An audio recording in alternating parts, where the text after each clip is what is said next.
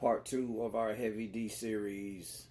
Man, this is my dude, and I didn't realize how much I love this dude until we don't have him no more. But please, let's go a little bit deeper. Remember when I said in the last episode that we need to talk a little bit more about Troy Dixon? Tragedy strikes. They were all performing in 1990. They were all known for horseplaying backstage before their performance. This was an interesting tour because this is who all they had on the tour with. They had Kid and Play, Queen Latifah, who he was very close with, a group by the name of Silk Times Leather.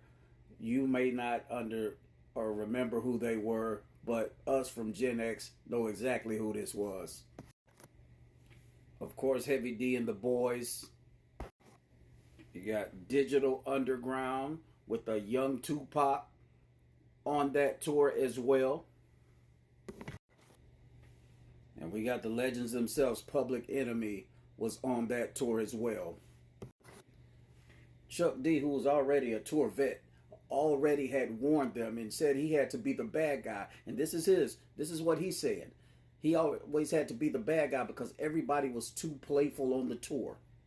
Everybody was too playful, fun-loving and having too much fun, and he had to tell them to cut out the horse playing. But they didn't listen. He warned them. After their performance, somebody pushed a trash dumpster down the ramp playing.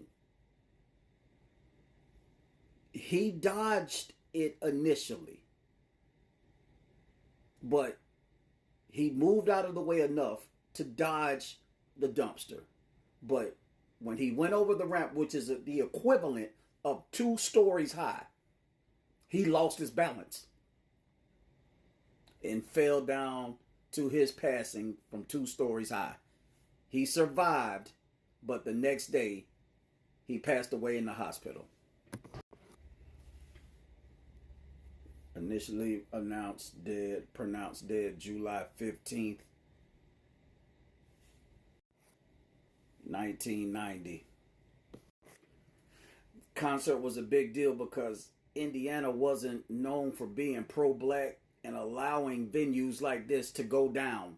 But since hip-hop was so young and so new at the time, they let it go. And the venue that they shot this in was none other than the Indiana Pacers Market Square Arena,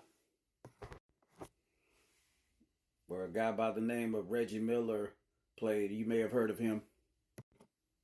Now, I'm going to ask a question that nobody that I have known since this happened has even thought about to ask. Who was the person that pushed the dumpster, the trash can?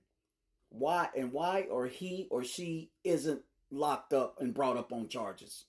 Why have we not heard the name of the person that pushed the trash can? Horseplay or not, you caused the passing of somebody by stupid antics. This man passed away at 22, leaving his daughter that he had 9 months before he passed away. He only got to see his daughter for 9 months, the first 9 months of her life, and it was over. He was super important to hip-hop because Pete Rock and CL Smooth, they sung that song When They Reminisce Over You, that was dedicated to him. The song Long Gone by Guy, a verse in there is for him. It's on that Future album.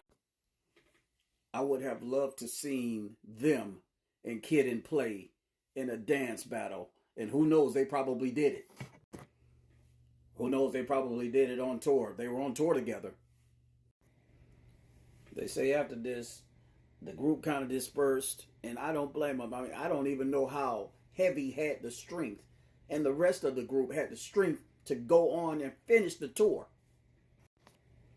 They say heavy is the face, but they said when T. Roy passed away, the glue left. Mount Vernon, money earning Mount Vernon. Y'all mean to tell me y'all got this man's headstone looking this bad? There's no way this man's headstone should be looking this unkept. Let's do better, money earning Mount Vernon. This man was the reason 3 out of 5 of your first albums went platinum.